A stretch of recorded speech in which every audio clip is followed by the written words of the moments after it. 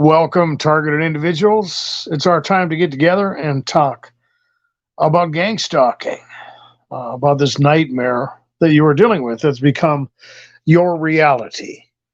And I mentioned that several times is when targets are thrown into this, it is a complete flip on what they believe about the world and the possibilities that any rational person would consider while they're traversing the landscape of this world. And that's an important part of what we're going to talk about because, that's really the shock to the system to most targeted individuals. And I've mentioned before that new targeted individuals are they're on my mind a lot because I remember what it was like. And I remember, just feeling alone. And I remember being very confused and frightened about what was happening. And there are just so many questions.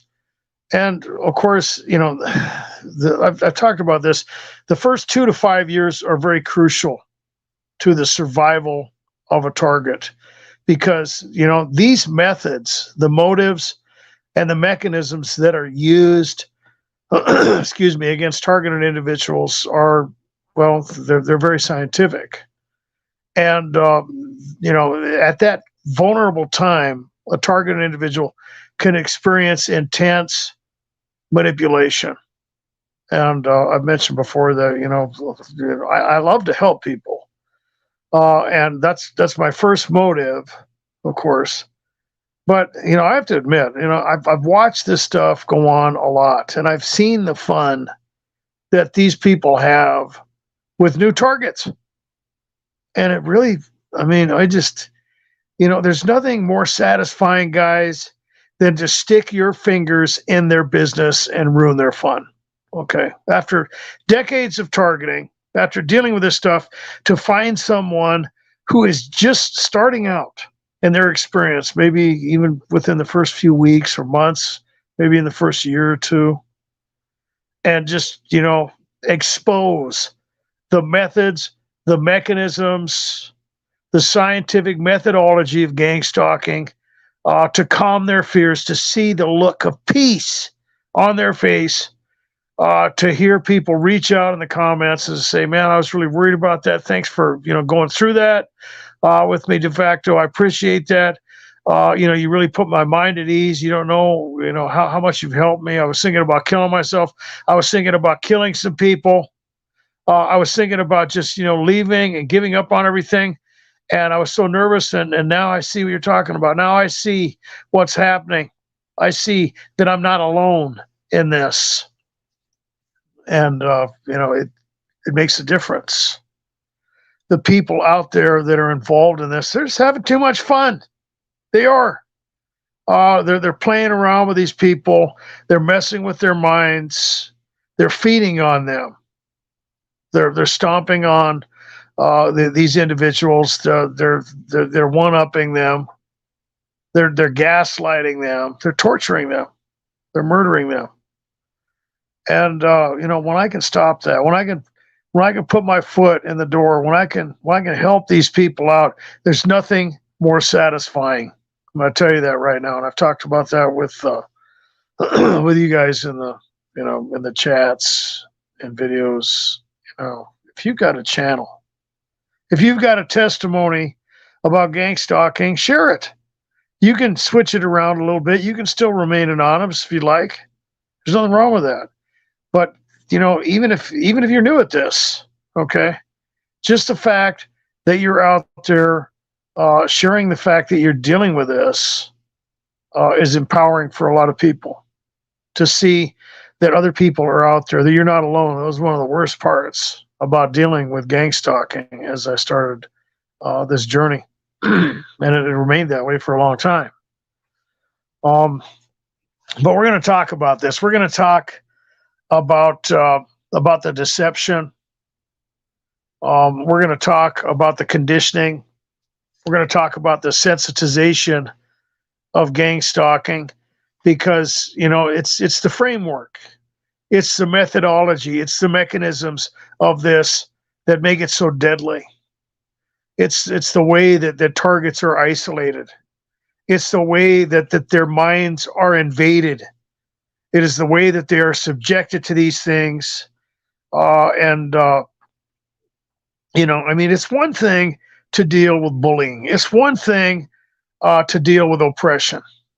But when you're isolated, the way targets are, and discredited, and this type of methodology is used, I mean, it's like the worst thing that someone can experience when it comes to harassment. Literally, I can't think of anything that'd be worse than this, because it involves all the aspects. If you were going to compare it to something of being, thrown into a type of prison camp, or to some dungeon somewhere, to where some, sadistic serial killer is going to, gaslight and torture you. It's really what it is, and it goes on, for decades sometimes. And I've been dealing with this stuff for a long time, and it just weighs upon the psyche of the victim.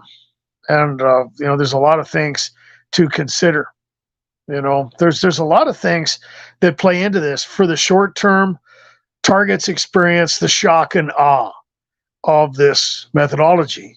That by itself can put someone into a damn psychosis. Okay. And I've heard that from a lot of people before, as I've traversed this landscape. Because a lot of the directed conversations will involve the themes that targets deal with. They will involve little accusations and things that just kind of horrify and haunt the targeted individual. And as they're moving through this whole thing, and dealing with food tampering, covert drugging, break-ins, workplace harassment, directed energy weapons, demonic stuff, all kinds of things going on, surveillance, street theater, their mind is just full of anxiety. They're apprehensive. They're trying to figure this stuff out. And it changes. And I've mentioned that before, that, you get attacked real hot and heavy, you get the shock and awe, then they back off. And then, later they can start taking you on these roller coaster rides, through emotional manipulation. And a lot of times they'll come up and say things to you, because they, one of the things that targets talk about is that, the gaslighting gets real intense after they've been playing this game, after the sensitization ramps up. And if they want to try and accomplish that, along with the manufactured justification that they always put into it, for targets out there who don't know what I'm talking about, if you're new at this, they will manufacture justification to do these things to you. Of course, it's illegal. It's being obfuscated. They're doing this stuff very covertly. And so just to tell you that, it's okay to do, that's not really going to work. Okay. But, because they're trying to hide it, but they will try to get the target to believe that it's justified, whatever. Well, they might dig something out of the past of the target.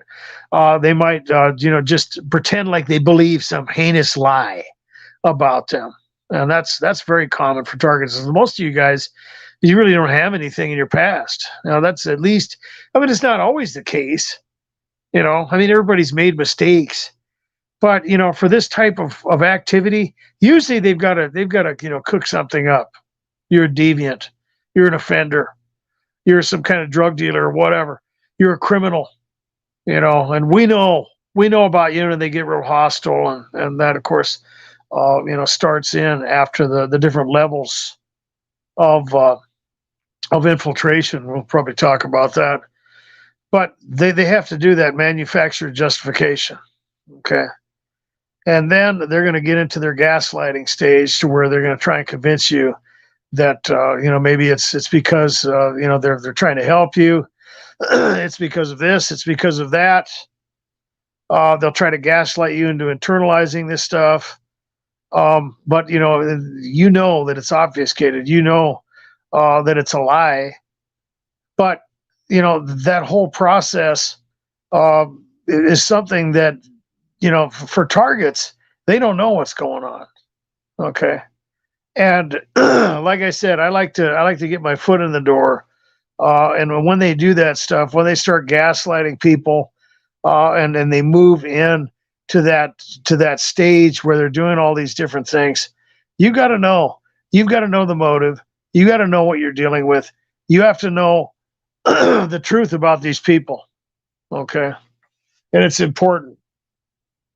So when you're dealing with that whole beginning stage, and these individuals come up and they start talking about all that stuff, when they get you into a place where you start feeling the effects of harassment, they'll try to use that gaslighting. They'll try to use that little justification methodology, and they might try to freak out. For me, it was, well, you're just in shell shock.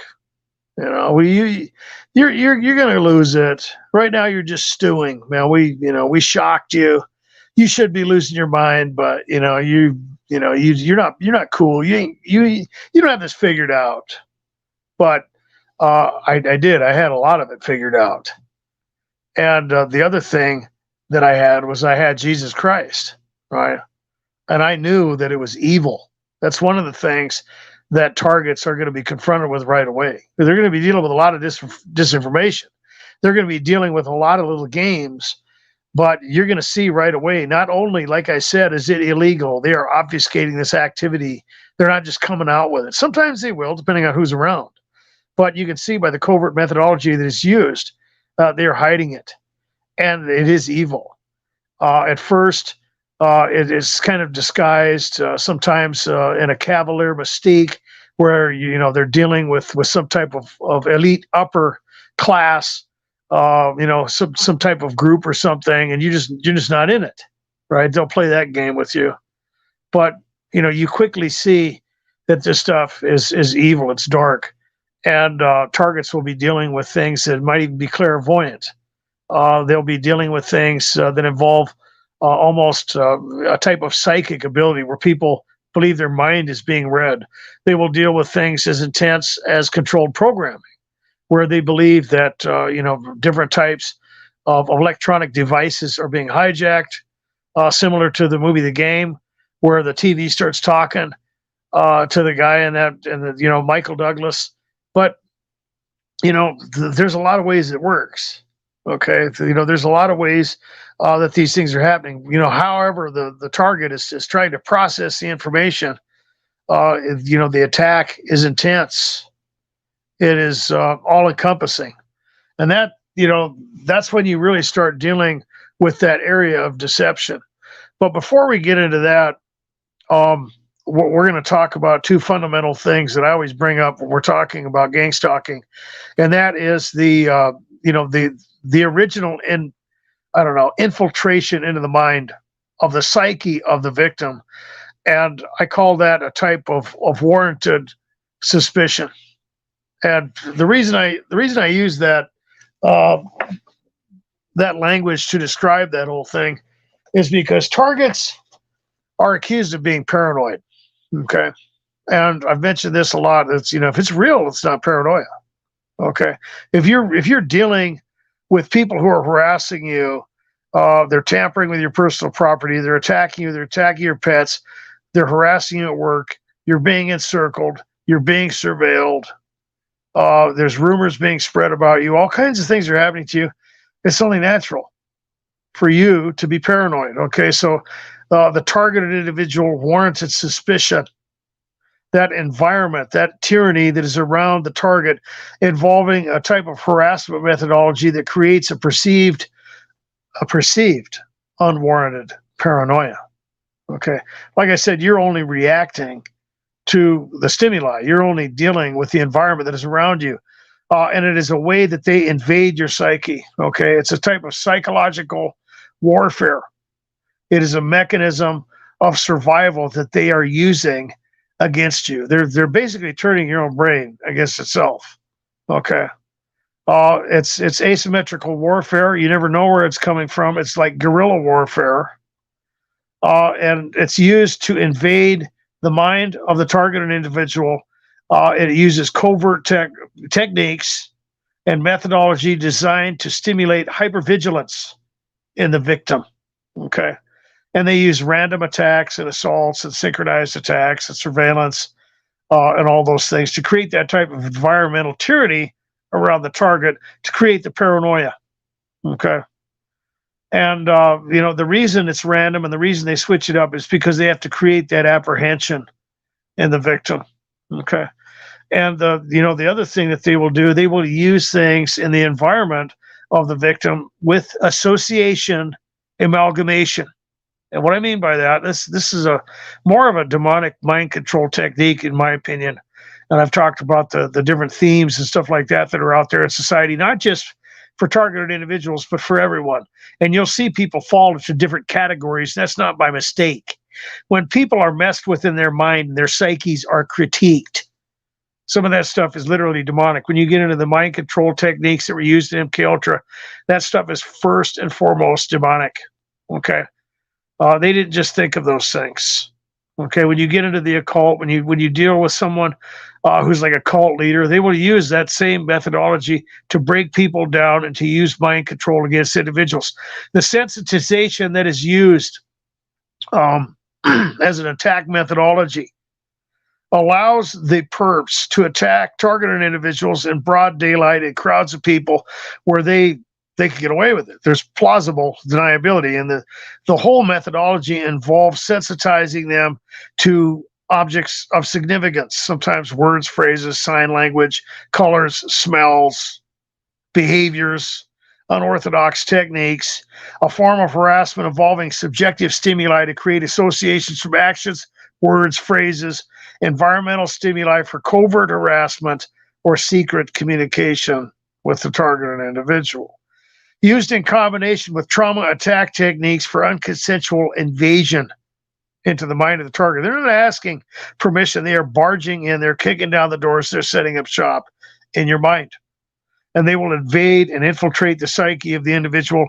And those associations have reciprocity in the sense that they can be amalgamated not only with the techniques and the environmental stimuli and tyranny that is used against the target, but with other things.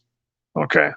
And I've talked about that before. When you get into conditioning and stuff like that, a lot of that stuff involves triggering the target to keep them in that constant state of paranoia and fight or flight. Okay, the deception that is used in gangstalking involves that type of flip in the reality. But of course, the conceptual framework of your world is the foundation. And of course, it doesn't involve anything like gangstalking being possible, period. Okay. So the initial deception is that these things are hidden. And I've talked about that before when you get into psychiatry or you get into other things that will, try to, basically obfuscate and cover up the reality of the world around you. People are not being harassed. They're just suffering from mental illness. Right? Or, there's no such thing as literal evil or, demonic entities or anything like that. And there's an avoidance of that, or it is compartmentalized in the sense that it only happens over in Africa or, in scenarios where people are messing around with voodoo or something like that. And it becomes sensationalistic. And the terrain that is really there, the world around you, it's held in secret. It is covered up. There's a type of indoctrination in the conceptual framework around you. And the whole idea is that this physical world, the things that you can see, the things that seem rational, the things that people are aware of ad populum are really the only things that exist. But we know that's not true. Okay. But that has to be covered up. The tyranny of the environment of the target involves resources. It involves the social structure of the world. It involves that illusion. And it involves a type of conformity as well. And I've talked about social dynamics that, some people get dragged into gangstalking simply because they're indoctrinated. Okay. They will see, the target experiencing the effects of harassment. And in doing so, they will come to the conclusion of the indoctrinated framework that is in their mind. Okay. That person's crazy. That person must be hallucinating. that person, they're freaking out, or they're on drugs or something. I don't know what they're talking about. That doesn't even seem real. But they don't know. And they can get, dragged into this whole thing. And I've talked about that before. When you're dealing with gang stalking, this whole thing is a mechanism. It's like quicksand, or getting your foot caught in a meat grinder, and you start moving around, and you start trying to, I don't know, call the cops or get help or start telling people about this whole thing, or you start confronting gang stalkers or whatever. You get aggressive, and what happens? It just gets worse. It gets way worse, man. And there's just the whole thing is designed that way. It's one of the deadliest aspects of gang stalking is, when you try to get help, you try to talk about it, you try to get into that solution mode, things happen, and usually it's not for the good. The real solution and protocol for gang stalking is to keep your peace, to remain calm, to step into the third person and look at these things and analyze the people you're dealing with, put them in the proper category, realize and consider the source of your harassment. And once you see the motive of it, you are denying them forthright all those things that they want. Because, not only are they after a reaction, but they have to get you to do that. And it's incremental. It's all a type of chain reaction. Once the target is attacked, they become paranoid. Once they become paranoid, they start to speculate. They become vulnerable. Their mind is invaded. They begin to process information differently. They start to play into the strategy of gang stalking. They start to feel the effects of it. They start to have a hard time concentrating. The effects are exponential. They start having financial issues. They start having relationship issues. They become isolated. They start slipping down that slippery slope of insanity and psychosis. And, as I've talked about that before, this is basically the perfect way to manufacture schizophrenia. And the gaslighting, comes in when that whole thing starts to switch, and then targets can actually start to question their perception. Right. And like I mentioned at the beginning, the deception aspect of this, you are dealing with a complete flip in your conceptual framework of reality. Okay, period. You are looking at something that you didn't even know was there for the most part. And the people around you are either in on it or they have no idea what the hell is going on. Okay, it's like literally, slipping in to an alternate dimension. And some targets will get that place. I've talked about the gang stalking psychosis. I've mentioned, the derealization, and, just the fact that people are trying to deal with the stress of this whole scenario. And this is serious stuff. Okay, a lot of people, joke around. Oh, you guys, you all think the whole world revolves around you. It's designed to get targets to believe that. When people believe, that they're on some type of close circuit television show, when they believe they're on a type of Truman Show or some dark web sadistic,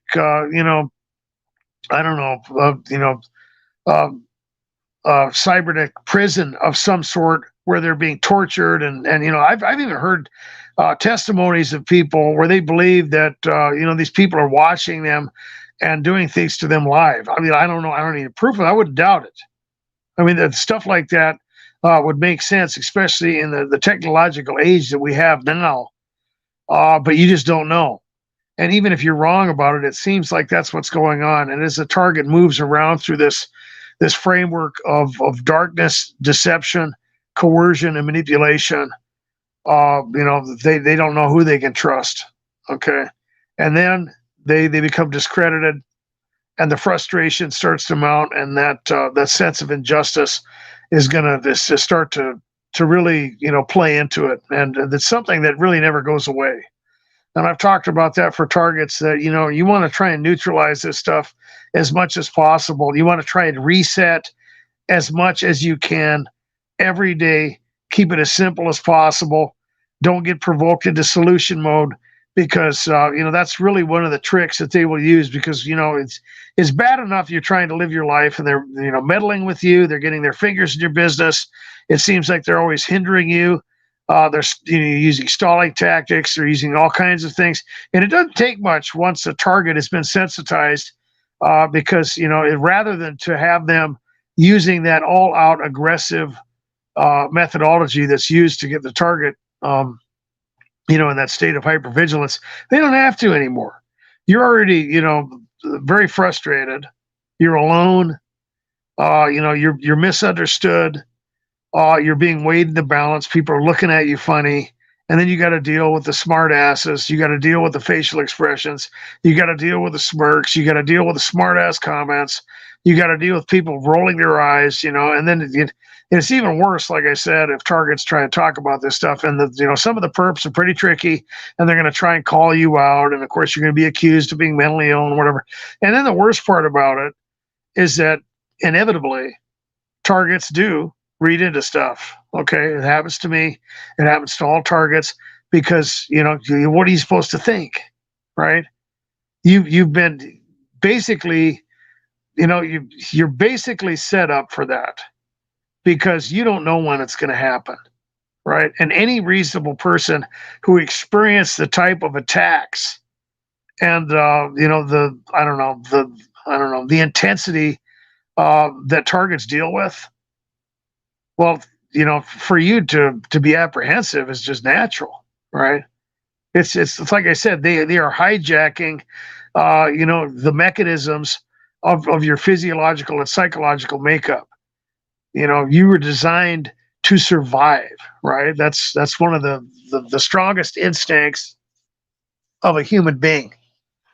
And when you're being hunted down, when you're being attacked like this as a targeted individual, you're in survival mode, right? But that's another thing that they do, and it makes it very hard for people to think. They get you in that fight or flight. It's another way they hijack your brain. Not only are they creating associations in your brain and a type of spider web or framework that is used later to trigger the target individual in that conditioning process, but they're creating a type of pattern of thinking, right? Because I can't remember exactly what time frame that is, but when you expose someone or subject them rather to a type of schedule or a type of environment, you will adapt to that. Your brain literally adapts to that. And one of the things that I've noticed in society in the last, probably about 30 years, is that they are flipping stuff around a lot quicker. Okay. And they're doing that purposefully, and they are creating gaps between generations. So, I've talked about the invasion into, into society with the Marxist type theology, right? With cultural Marxism and a type of communist manifesto. And what they'll do is they tear down the patriarchal family. They will separate the elders from the younger generation, right? To make them vulnerable, to make them pliable, so that wisdom and all those things do not pass down generationally, right? And so they will be subjected to that type of environmental tyranny where things are switched up, and the people are separated by a huge gap. It's like they create a moat between generations, right?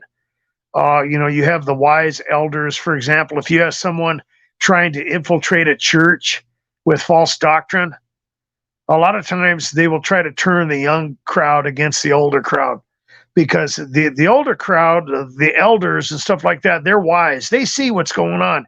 They see that these people are trying to, take over their church and come in there and introduce false doctrines and stuff like that. And so what they'll do is they'll bring in maybe rock and roll Sunday, or they'll bring in different types of music, or they'll do something to try and separate people and try and drive, them away. Right? They'll try and get the wise elders away from the youth, and in doing so, you've created a gap and you've made people vulnerable, and that in that sense, you've created an environment where people are programmed. When targets are subjected to this stuff, and I've talked about that when it comes to psychic driving and other methodologies that were used in MK Ultra, they create patterns of thinking. Okay. So, for the first, 3 years a target is subjected to this stuff, your mind is literally being programmed. It is, you're being conditioned to think like a targeted individual, to think like an animal that's being hunted down, right? You're in survival mode, you're in fight or flight.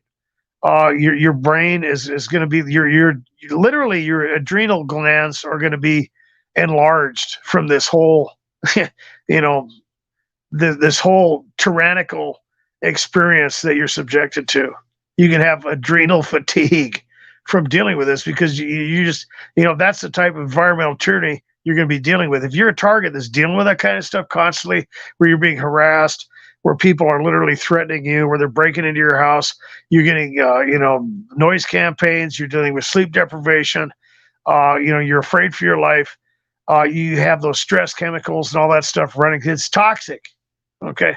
I've mentioned that before too, that for targets, their health, it suffers. Even just, a few years of this stuff, I mean, if you're not watching it, it can really take a toll on you. It did me. Okay. Not to mention some of the other stuff that targets deal with is, as far as directed energy weapons, or covert poisoning and drugging and stuff like that. But, you're dealing with that. You are dealing with that type of deception and conditioning. Okay. It's literally a perversion of your purpose. Okay. Now, everything in your life has been invaded, and they want to tear away the building blocks of your life. And I've talked about that before. If you want to drive somebody crazy, you don't have to gang stalk them necessarily. All you have to do is, throw their life into chaos incrementally and slowly. Okay. You attack their sense of I don't know, their identity, the secure foundations of their life. Maybe it's just something as simple as their dwelling place. Okay. Maybe it's something as simple as their social circle, right? You get a couple things like that, combine it with a little bit of workplace harassment.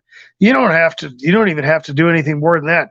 All you have to do is really isolate someone to start breaking them down. It just depends on how you want to do it. With targets, it's usually a little different though, because they will invade your mind. Okay. They will use trauma to do it. But you really don't have to do that. Once you break apart the building blocks of their life, people start going crazy without being gang stalked. Okay, it's just a natural effect. I've mentioned that before. That when you get into some of the pseudoscience involved in psychiatry, they'll say that schizophrenia is just brain synapse problems. Your brain is misfiring and stuff. There's more evidence to suggest that schizophrenia is literally environmental. Okay.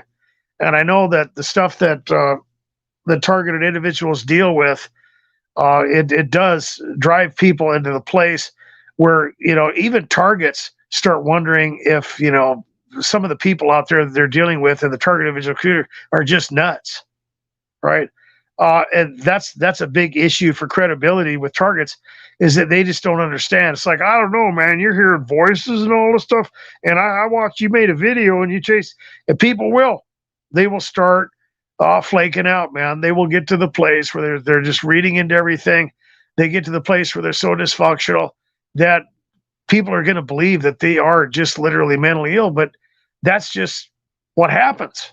That's the effects of this type of environmental tyranny. It's not something that you can underestimate. It's not something that you want to overlook. So, if we're going to deal with the credibility issue of the target individual community, you have to realize what is happening to people. And some of the people out there that believe they're schizophrenic or crazy are targeted individuals. Okay. Yeah. And I had that question, I think it was about a week ago. Have you ever met anyone who, was really a target who just thought they were crazy? Yeah, I have. I've met people like that. Okay.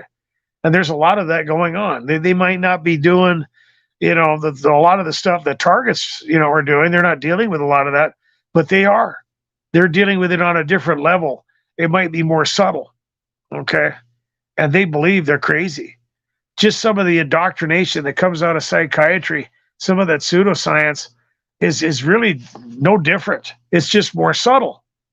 And by the way, I put some videos up in the playlist because, believe it or not, guys, and I've talked about this before, when you get into psychiatry and some of the corruption that's out there, I was talking about,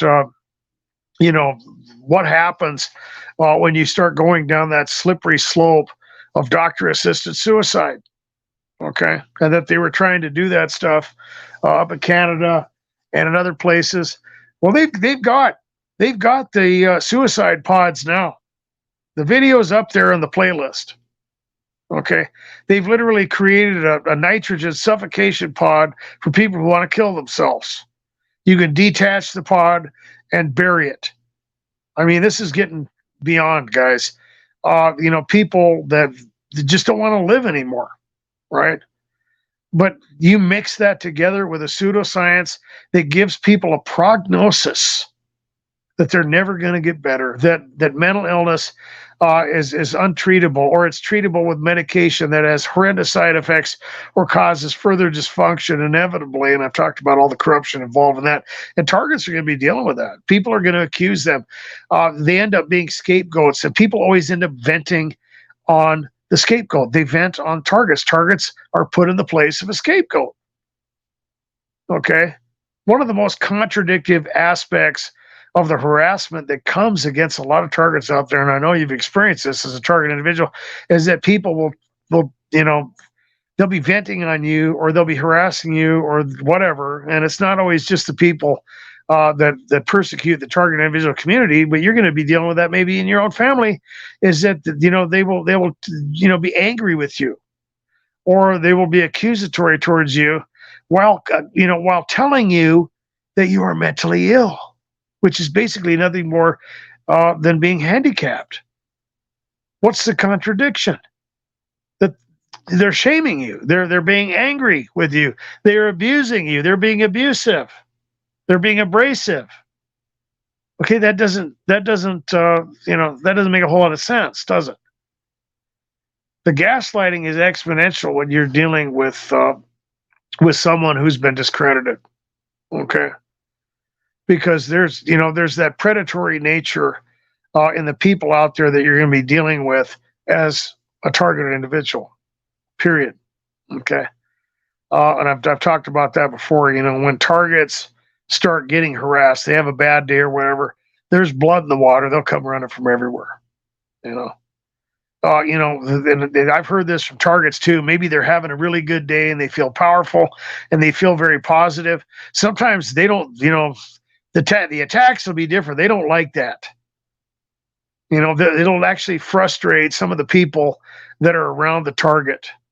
Okay. And I'm talking about the perps. They don't like it. They don't like it, when you're not, down in the dumps. They don't like it when you're confident. They don't like it when you feel empowered. They don't like that. It bothers them. Sometimes it'll bring in the heavy hitters because they want to be the one to knock you off that. But if you're going with a lot of momentum, they're not going to be able to do that. But when you're down, when you're feeling heavy, you might get the noise campaigns. You might be dealing with a lot of sleep deprivation. Maybe you were even covertly drugged. I've seen this stuff before. They will come from everywhere. Everybody's got to get their 2 cents in. Everybody wants to come and take a bite, and they love that. But you got to know, what you're dealing with. You have to know that, when you're dealing with that type of predatory behavior, you're seeing the reality and the reflection of what you have to remember. When you have an intense day of harassment, you can use that to your advantage, because this whole thing is designed to gaslight you.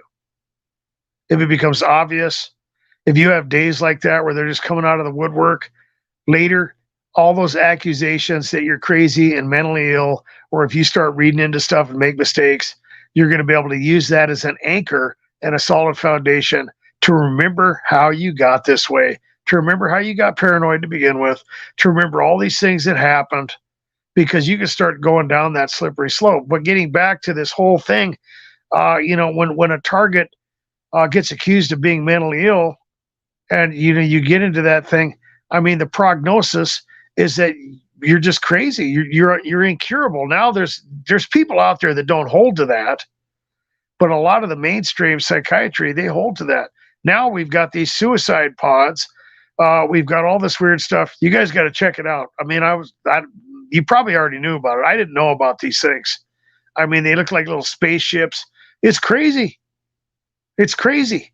You know, how far are we going to go with this whole thing? That's really the question. And when targeted individuals are accused of being crazy, and then they are diagnosed with mental illness and sometimes force medicated, is it really going to get to the point of lobotomy and gaslighting, the point where people are just going to be harassed? I mean, who's going to be more vulnerable than targets for assisted suicide if people are torturing them and gaslighting them? If people can literally get to the point where they're convinced that they're mentally ill because of this stuff, well, is it too far to speculate that they'll be gaslighted into believing that they'd just be better off dead? I mean, are we going to go that far with this? Because targets deal with that. I've heard people have said that to me before. Why don't you just go kill yourself? If you were smart, you just end it right now. I've been told that kind of thing. I'm talking about decades worth of this stuff. I'm not. I actually tried it a couple times, guys. I didn't, use a gun. I tried other things, and by the grace of God, I'm still here. But I mean, it's intense. These are things that we have to consider as discussing the conditioning and the harassment of targeted individuals. Is that one of the end game speculations? This whole thing is: are they trying to get people to kill themselves? Are they trying to do this? Are they trying to get you to kill somebody else? I think that's part of it. I don't think it's too far to speculate that when targets deal with this kind of harassment, that's on the plate. Okay, people talk about being experimented on. They talk about the manipulation and the spiritual vampires and all that stuff. But this is all out murder. So it's one of those things that has to be looked at, and the conditioning is the same. Okay. So that's when you get into the gaslighting and all that stuff. Targets are used for all kinds of things. They're used for the scapegoat. You're that vessel of wrath for coercion. I've talked about that. You're the evidence that all these people that have conformed and everything have made the right decision, because after all, they would just end up like you. And who wants to end up like, one of us? And the deception goes along with that framework that I talked about earlier, where people are indoctrinated to believing all these things. So it's not just that targets are the only ones being gaslighted. I mentioned that before. The people who are really being screwed are the individuals participating in this stuff, because they're gonna experience the worst penalty. Even though targets are dealing with harassment now, the obfuscation of the spiritual dimension and the future judgment of Jesus Christ, which I believe is coming very quickly. I mean, I literally believe that, guys. I've talked about that before. I was requested to do an end times video. I think I'll probably do that soon. That gets into some of the prophetic stuff that's been fulfilled, the Bible prophecy, the prophecies of Jeremiah, the prophecies of Daniel, the regathering of Israel, the 7 heads, the 10 horns, the final kingdom of iron and clay. And when you see the Jews regathered over there, I mean, this whole thing, I mean, you have to understand what's going on. We had the Garden of Eden, then we had the Genesis 6 account with the mingling of angels and men, and then you had the flood, and then the Tower of Babel, and then the nations came, right? The kingdoms that were, part of that 7-head a type of prophetic symbology, right? And we're right there. Okay, we're right there at the end. And you're going to look at a map of these kingdoms, ancient Egypt, Assyria, Babylon, Media, Persia, Greece, Rome. And then in my framework, I'm seeing the Ottoman Empire arrival. You could look at an ancient map of the Ottoman Empire, and you can see it's right around that same area, that cosmic geography over there in the Middle East. And it's significant when it comes to Israel being regathered over there. It's very significant. Okay. And when you look at the dispensation of this whole thing being played out all the way from the Garden of Eden, right? You've got the prophesied seed of the woman, the Messiah that is going to reconcile the world. And then, of course, you have the divine infiltration and the gospel going out to everyone, right? God started over with Abraham after the Tower of Babel, and the Christ was brought through his lineage, and then he paid the price to reconcile man. And then we have the gospel going out, and after that, Israel's going to be regathered, and then Jesus is going to return. I mean, it's I mean, how much more simple can I make it? I don't think it's that far away. So to obfuscate these things, like I said, the worst part about this is, for me, it's going to be for the people who are involved in this, right? Like I said, it's one thing for targets to be harassed and experience oppression. It's another thing for people to be condemned to deal with something that's worse than gang stalking, forever. That's going to be a lot worse. Well, I'm going to go into the comments to see what you guys are talking about out there. Okay. Targeted Pat, welcome to the live stream. Pamela Baran, welcome to the live stream. Catherine Jennifer, welcome.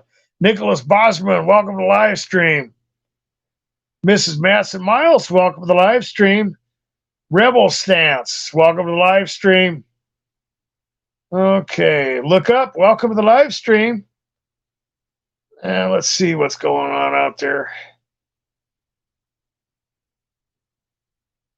Oh, Bora Bora says, someone deleted my prayers for Tracy Sanchez comment and the prayers for Tracy video a few weeks ago. I didn't do it. And I talked about that before, that you have that Gemini AI out there. Okay, aside from some hacker, you never know. But that's unfortunate. And hopefully Tracy is doing well. Maybe she'll show up in the live stream. Okay.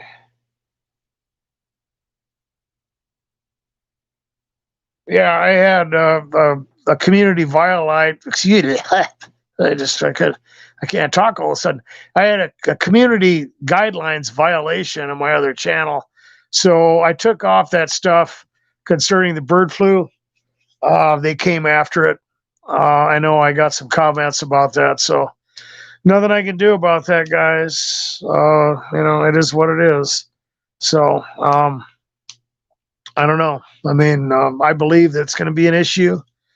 I don't believe that, for a minute that this whole thing about shutting the world down under COVID was just about that. I think it was about some type of possible practice run for a future pandemic scenario. That's just one option.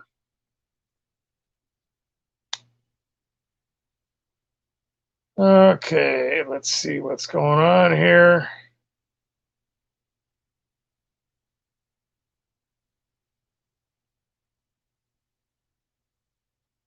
All right.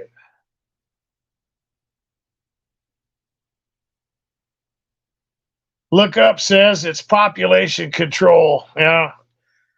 Well, they do. They scare people with that, and they start saying there's just not enough room. People are growing, or the population is growing too fast. I can't remember the technical term for that. They use a literal technical term for that, and that's when you see the globalists all freaked out talking about that, and how they have to I mean, even when you get over into China with the birth control thing, I've talked about that before. They were going to be putting up signs out in California, one child, one family, and stuff like that.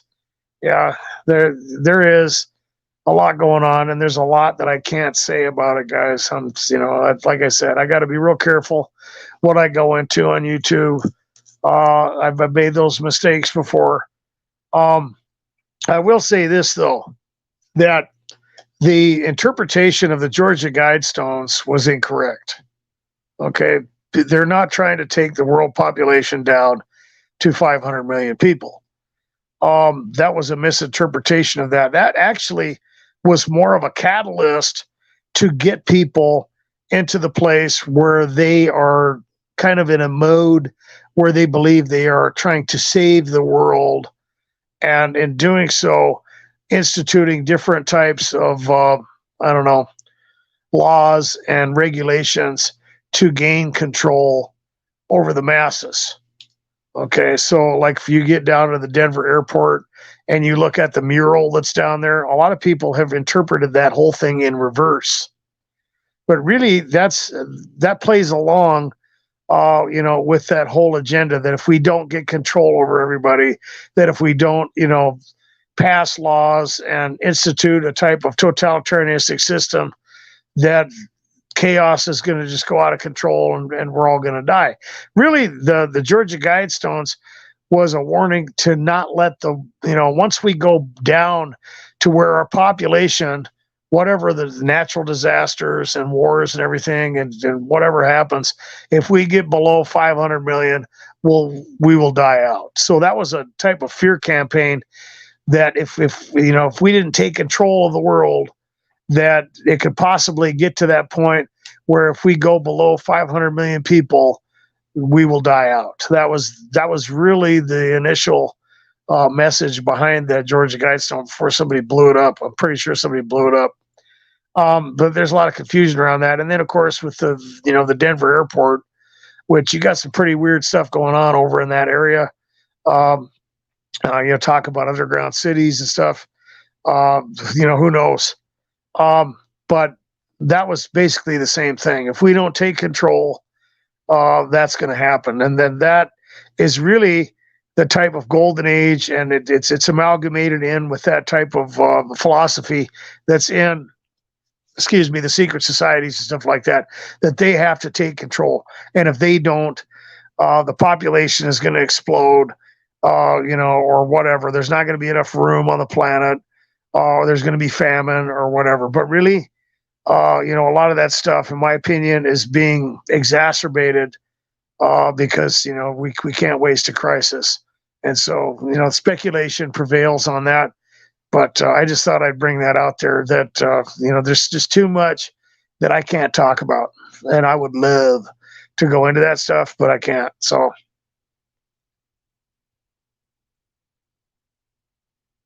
Okay.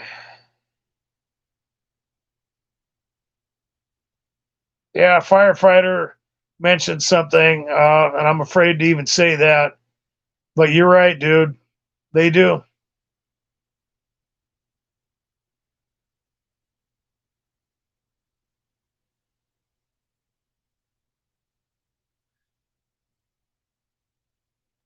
Okay. Masters of Chaos. Yeah, that's a good one, Nicholas Bosman. Well, Tracy Sanchez, welcome. Glad to see you in the live stream. Yeah, the artwork in that airport is something else.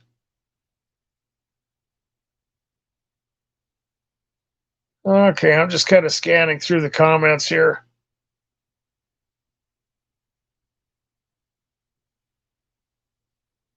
Okay. Bora Bora said someone deleted a few of my comments in the last 6 chats. I don't post rude or disrespectful comments. Well, we've had a bit of an issue lately with that, and we had Dublin, accidentally kicked off, and then we had Nicholas, who didn't, he didn't know if he did it, and then I heard somebody else, take responsibility for it possibly.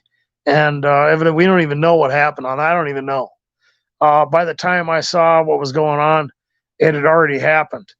It's possible that neither Matson Miles or Nicholas did it. It certainly wasn't me. So I don't know. And I apologize for that. We can only do what we can do. And the channel was attacked before.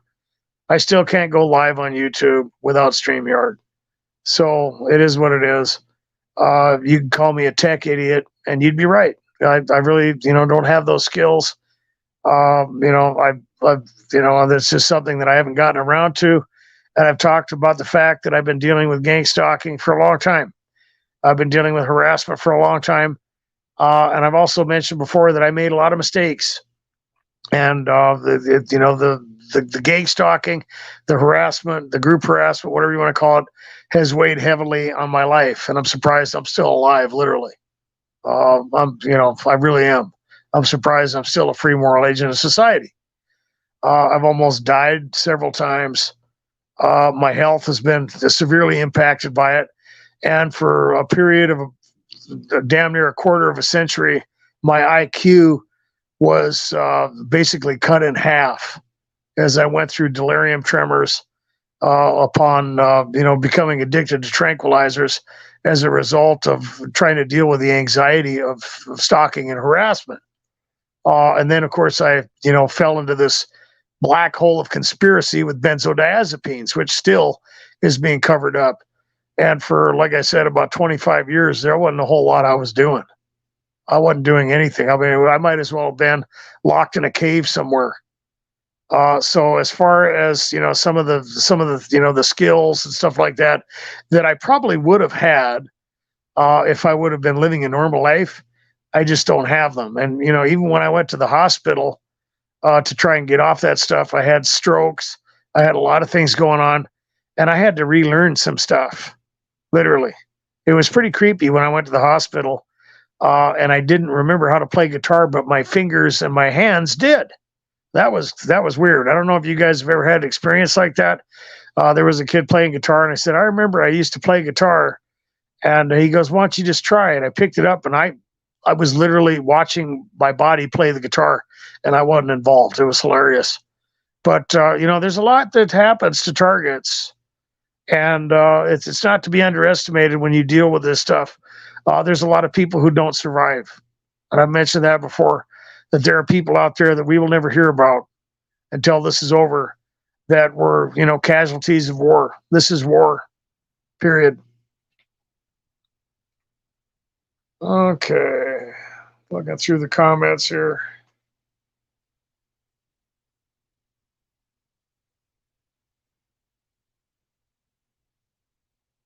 And Look Up says, gang stalking with Dr. De Facto, do you foresee civil war or societal collapse once this catches up to the families that are teaching this to their offspring?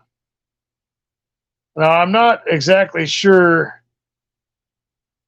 exactly what you're referring to as far as teach this stuff to their offspring. I'm not exactly sure what you're referring to, whether you're talking about gang stalking or whether you're talking about just all the garbage that's out there that is being pushed on generations of people. But as far as civil war, we're being pushed to that right now. That's been going on for the last 4 years. Okay. And I talked about that, when this election, and we're right around the corner, we've got a lot of stuff up in the air, man. Right? It's getting crazy. I mean, people are being provoked purposefully. And it's like, I talked about that one of the live streams. They're trying to piss people off, right? They are. I mean, there's a lot of people that are pretty angry about what's gone on for the last 4 years. They are, ready to blow. Their world is being torn apart. Their businesses are gone. Their families are in shambles. They don't know what's going to happen. The cognitive dissonance is everywhere. It's in your face. And they're not even trying to hide it anymore. It's like a clown show.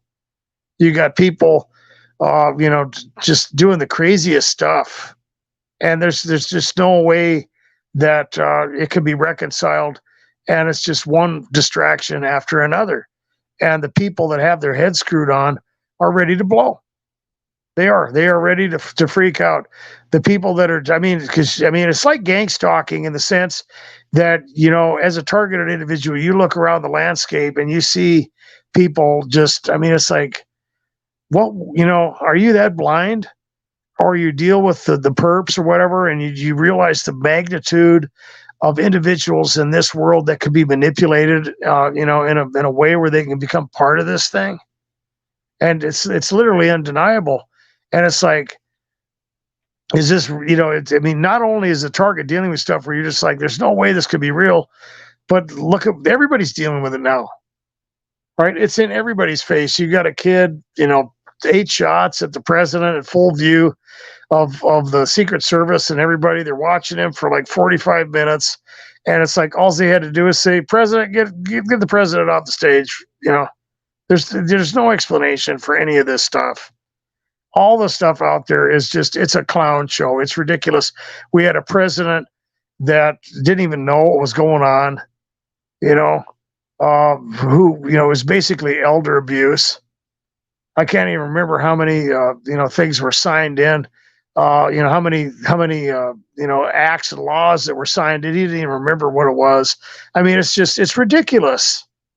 It literally is an absurdity. People are being provoked to civil war. I'm going to tell you that right now. At the very least, they're being provoked in the sense that we're getting to that place where there's going to be some type of an event or something that's going to spark some type of I don't know. And they're coming after the people that still have their heads screwed on. Okay, it's like when they're getting rid of the middle class. Right. And you got all this cognitive dissonance that's out there, turning people against each other, using that strategy that Saul Alinsky promoted. I talked about that in the Hive video. You've got the cultural Marxist invasion of Antonio Gramsci. You've got the class warfare of Saul Alinsky. It's crazy now. You got, pretty much everybody bewitched at this point. Could we have civil war? Yeah, we could. We could have something. I don't know. It could be this year.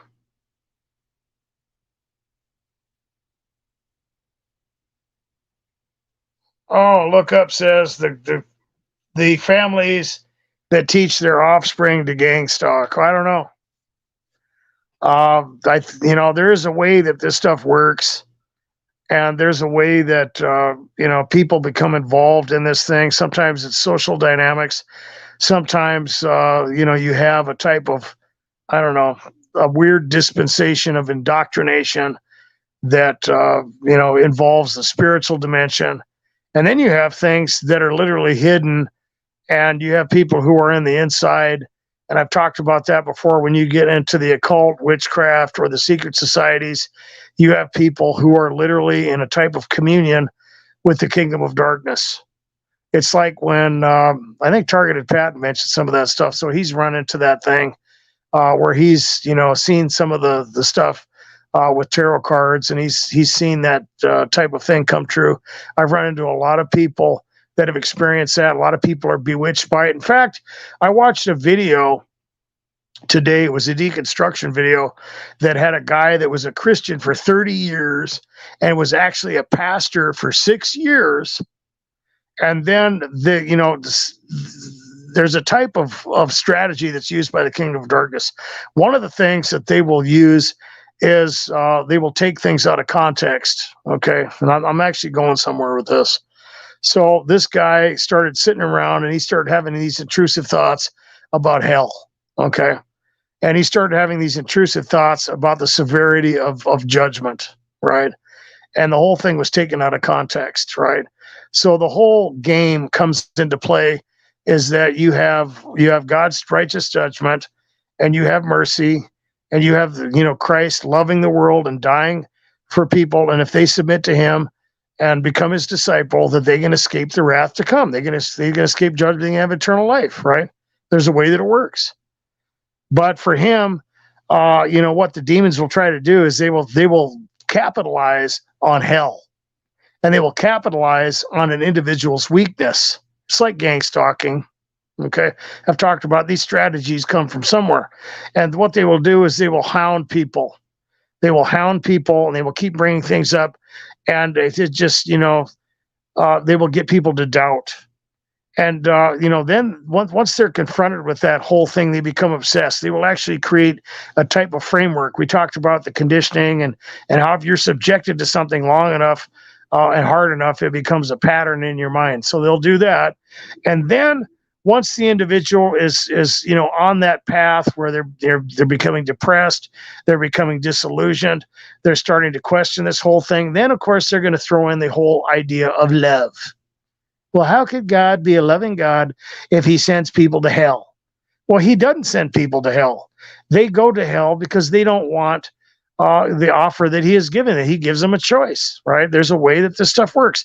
You either submit to Christ and you become his disciple, and through submission, you can escape. You can become part of God's family. It's just a fundamental reality. Everything comes from God, whether it's life or intelligence or beauty or whatever. All those things come from God. And the fundamental reality is he's created all those things to share. But there's a way that it works. And if you're going to take order and you just throw chaos and everything, and everybody's just going to be free to do whatever they want, that's not a family. That's not life. That's not love.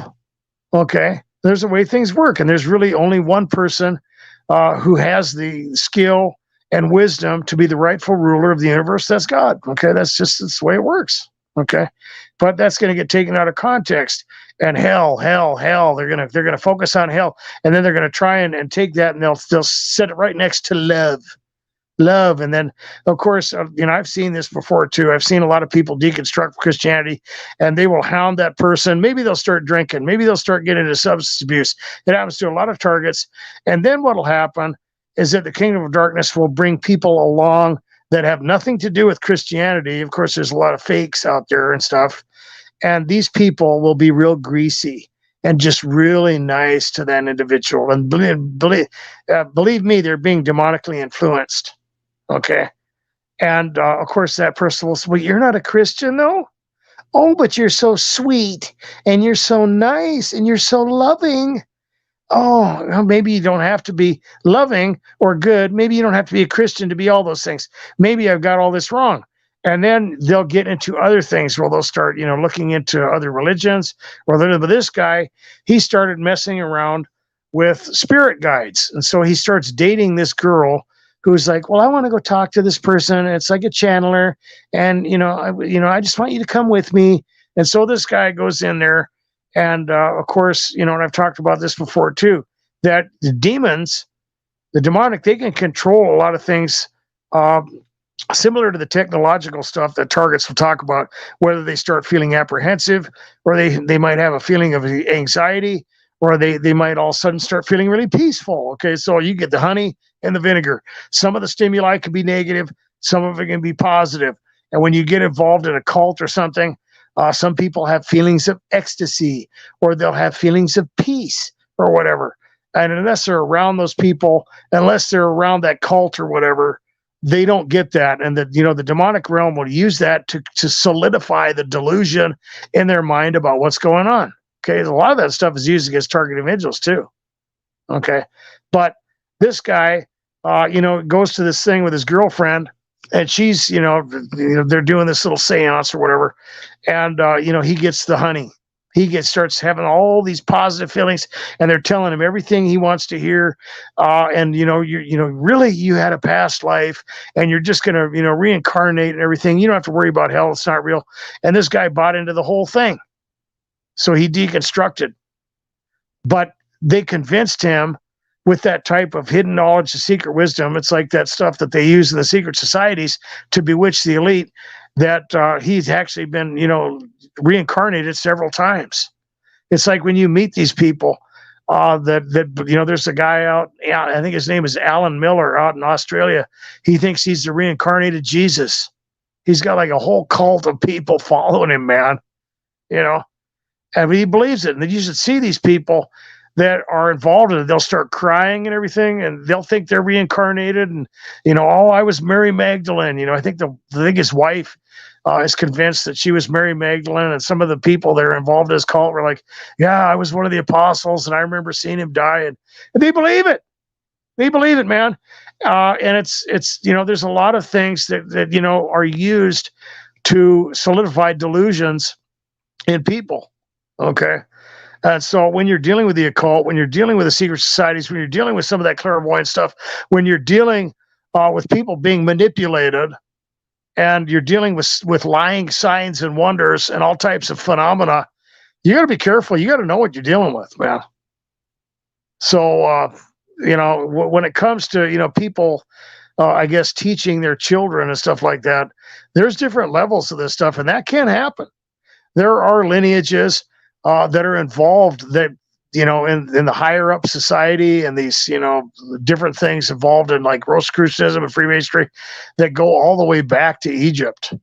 When you get into what they believe and that polytheism and everything, there's lineages involved. Absolutely, there's a lot of weird stuff going on, and that's where you get some of the stuff where people talk about Rh negative or type O negative blood, or really when you get into the kernel of truth, into the reptilian stuff and everything, that all involves bloodlines.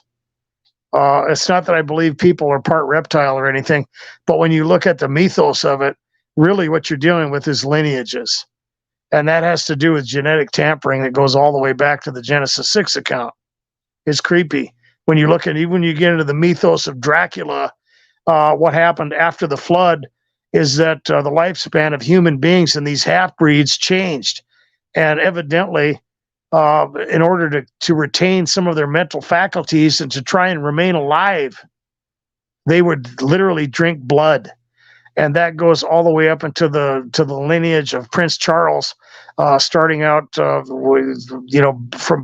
him to Vlad the Impaler. This is really weird when you look into this stuff. Even when you look into the aliens and the Greys and stuff like that, those are like Irish myths that go back. And really, if you're going to look into it, that's not really talking about aliens. It's talking about something else. And even when you get into MK Ultra and you talk about people being dysregulated or broken down to the point where they disassociate, and you talk about the stuff that happened where people speculate that they were trying to create superhumans to do different things, not just Manchurian candidates, but people who could have multiple personalities, and they would have like different abilities, and that this whole process of getting someone to disassociate would make them vulnerable to these spiritual entities that wanted to possess them, right? A type of psychological oikotarian. Okay. What that means, it's like a vessel. A vessel would be the same thing as an oikotarian. So your body is for your soul or spirit or whatever you want to look at. A lot of people have the trichotomy. Some people have the dichotomy. Is nothing more than an oikotarian, right? So it is really weird stuff involved in that. But as far as people teaching their children and stuff like that, I don't know. I mean, sometimes it can work that way. Sometimes there's families that are involved in witchcraft. There's a lot of things, but ultimately, there's a lot of manipulation involved in that, and I think it's ultimately demonic.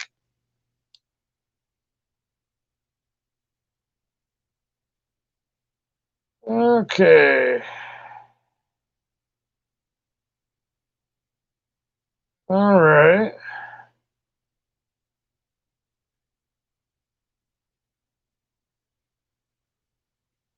Okay.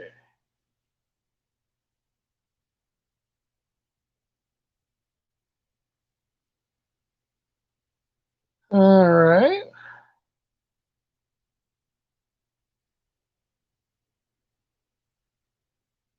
Uh, it looks like Pamela Barone has some mysterious stuff going on in her family lineage. That's common, actually. I got a lot of stuff like that. They won't tell me.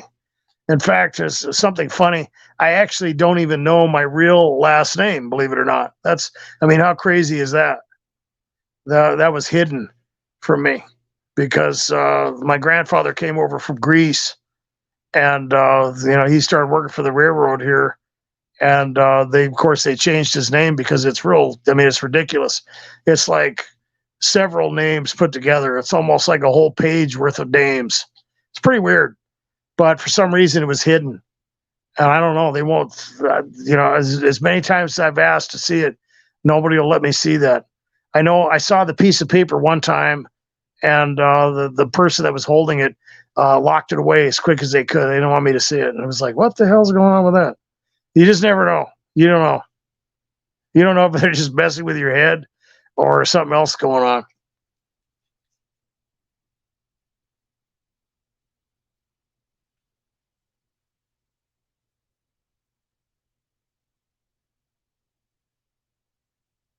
Okay.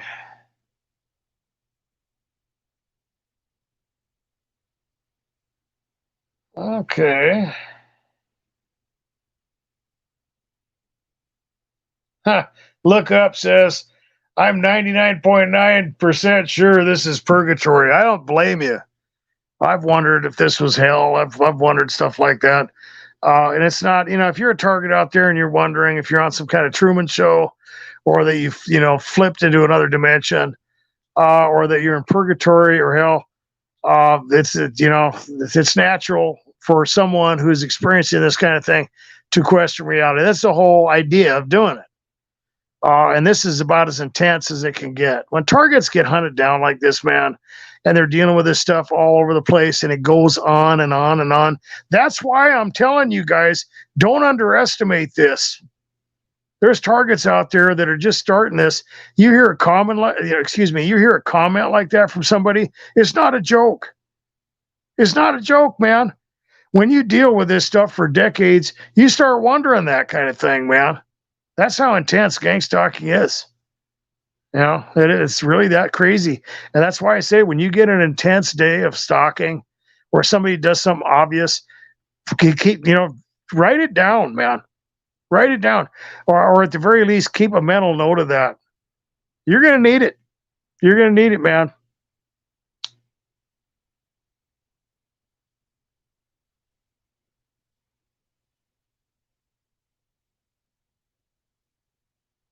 Yeah, nothing else. Crazy Sanchez says it's a kind of hell. Yeah, it's hell on earth. It's a Hellraiser movie mixed with Stephen King or something, man.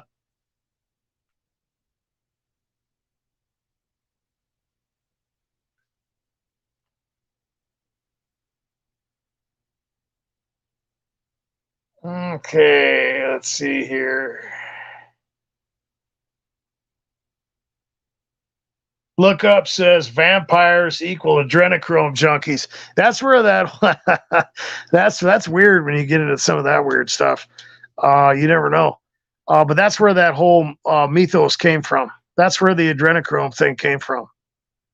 Not to mention some of the other weird stuff that you get into when you're doing the spirit cooking and all that other weird stuff.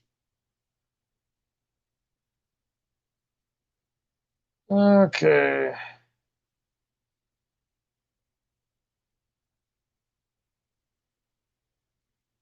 Let's see here. Firefighter says when Satan runs 99% of everything cultural, there will be a lot of hell as a byproduct. Well, yeah, he's in charge right now. God is ultimately the ruler, but that's just the way it is.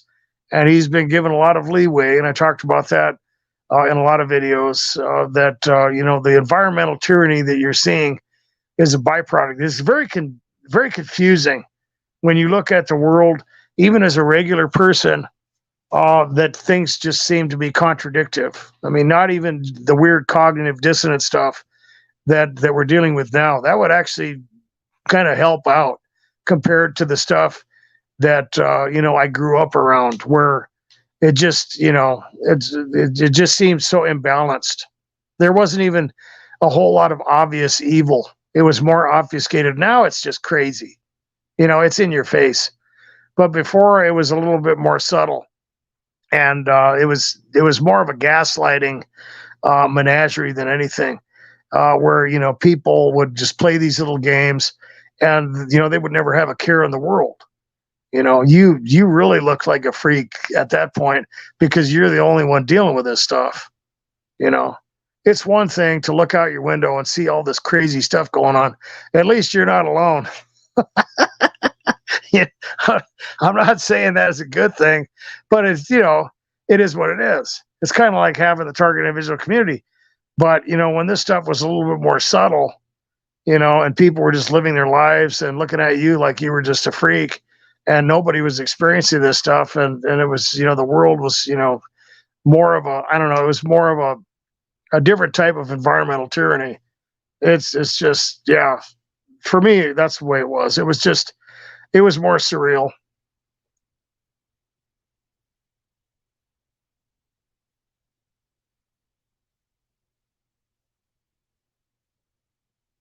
Okay.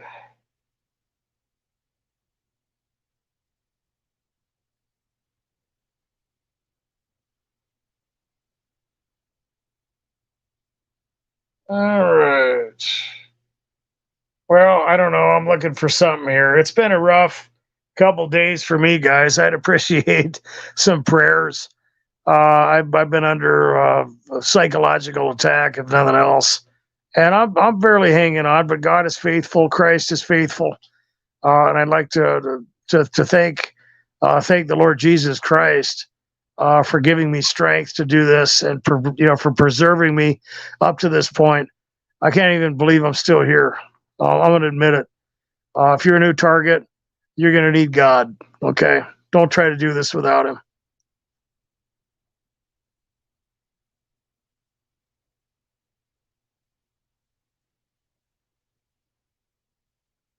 Oh, just me, Heidi. That was a good comment. Welcome to the live stream.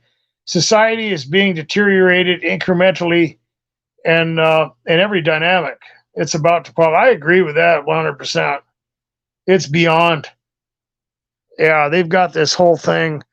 We're right at the final stage of, we're even past demoralization, where people are just shut down. They're just like seeing how much they can get away with, how disconnected people are, man, from what's going on.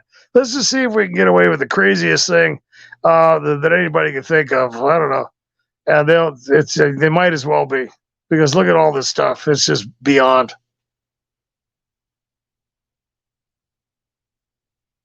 Okay. Hey, he'll deal with that as a targeted individual too. There'll be times where people will just try and get away with the craziest stuff, and I've talked about that before. They'll say something to you and then just pretend like they didn't say it, you know, and they don't even care whether you figured it out or not. They'll just laugh at you.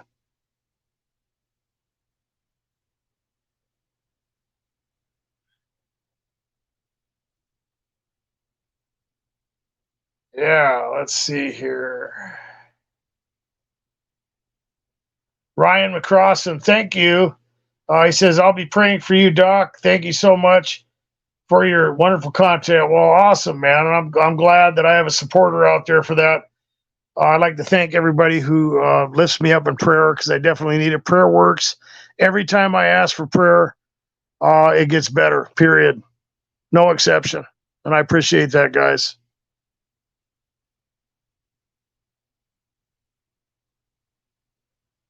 Okay.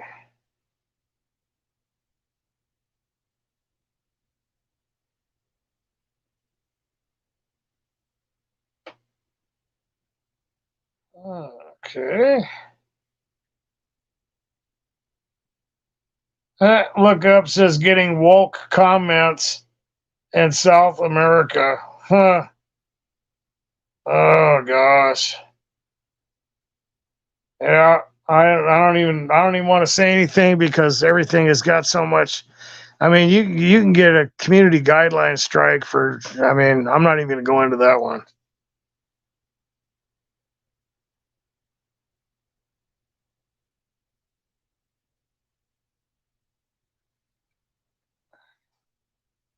To me, woke means something else. We'll just put it that way.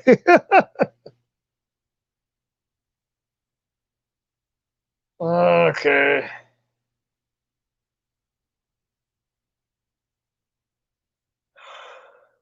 Oh my gosh, it's been a long day. I almost made $200 today, guys. Thank you, Jesus. It was a productive day.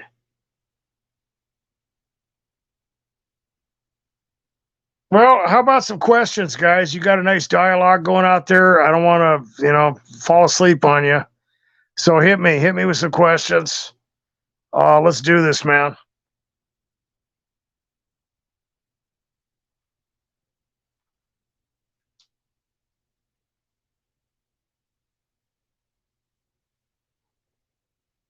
All right.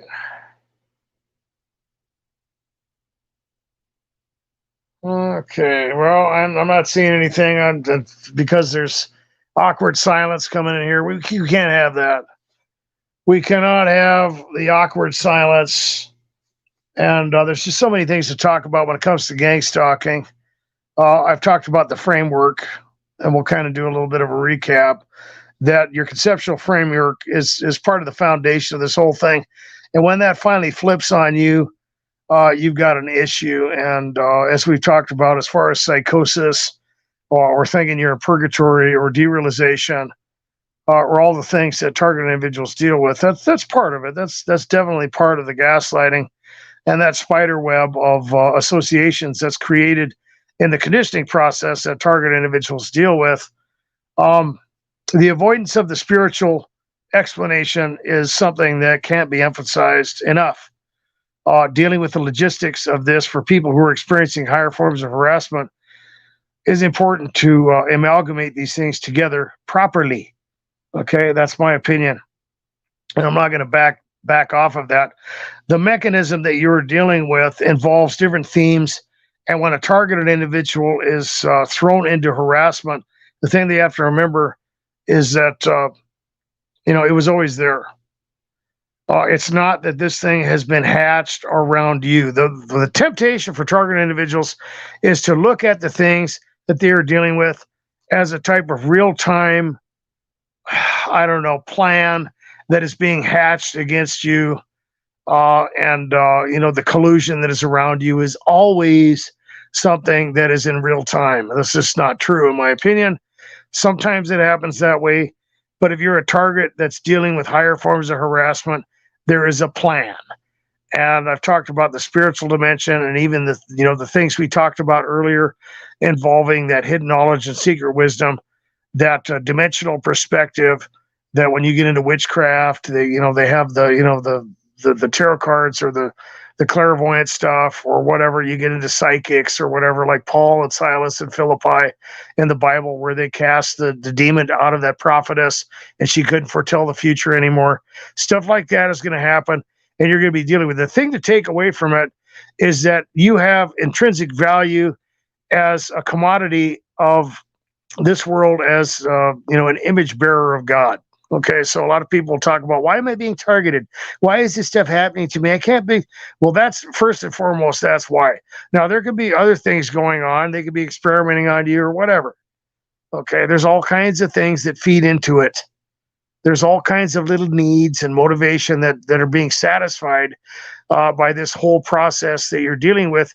But ultimately, the whole thing involves condemnation and a mechanism. The people that are, attacking you, they are being condemned. They are storing up wrath. The attack is negligible. They're breaking the rules. The kingdom of darkness is condemning them, and they are coming after you at the same time. Okay, so they're driving you crazy. They're trying to invade your mind. They're trying to corrupt you. They're trying to wear you out. They're trying to devour you. They're trying to get you to conform, whatever. Okay. And, that's important to remember, because if you just look at this like some kind of conscious collusion, you start processing information incorrectly, that's going to play into the gaslighting and, denying the basic foundation of who you are, where you came from, where you're going is not going to work out. And it's a real sad state of affairs for somebody to experience gang stalking in this life. And if they do not come to that reality, if they do not have that awakening, if they do not realize what's going on, or they get hijacked, not only are they going to experience a really nightmarish existence here, but they're not going to make it to heaven. Okay, that's not good. You don't want that. Okay. I believe that there's a special grace for people who are brokenhearted and experiencing the kind of oppression that targeted individuals experience. So, in that, there's a blessing. Okay. And it's a chance for people to wake up and deal with the reality of malevolent evil and look into this. And I've talked about the fact that when targets look into this stuff, they get into a lot of different areas, whether it's, the Freemasons or the Illuminati. They start looking at the secret societies. They start looking into witchcraft. They start looking into all this stuff. And it's eye opening. And you have to keep it in its proper framework. You have to process, this whole thing in the sense of the dispensation from the puppet masters down to the puppets, down to you. And you got to be careful that you don't read into this whole thing, right? And you got to be careful that they do not provoke you into a solution-based mindset, because that's when you really experience the frustration. That's when targets can experience a lot of emotional manipulation. That's when you can make mistakes. That's when you can get sloppy, and you become desperate, and then, you can get discredited, or you can, further the whole thing, and it's not good. Okay, you don't want to do that. Well, I'm going to look in the comments to see if anybody came out with a question.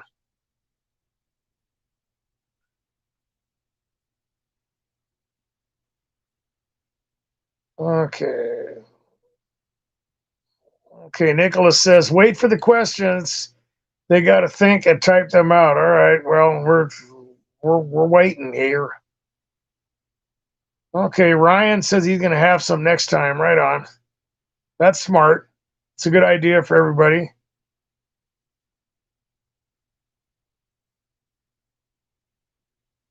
Bora Bora is an overthinker. Yeah, I know what you're talking about there.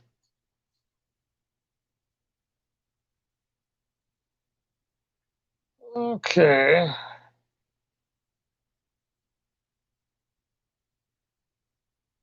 Hmm.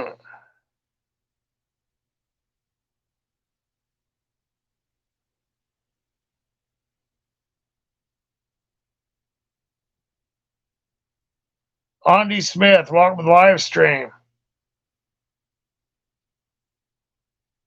Well, here Andy says, "Hi Doc. A couple of days ago, they had a bunch of guys out there, out of their cars doing street theater.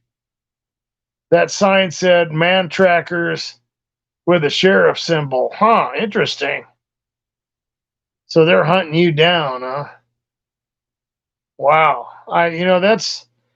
It's the environment around targets is so surreal, and sometimes targets are led into places like with that the accident scene type of scenario where targets will believe that the whole thing was set up for them.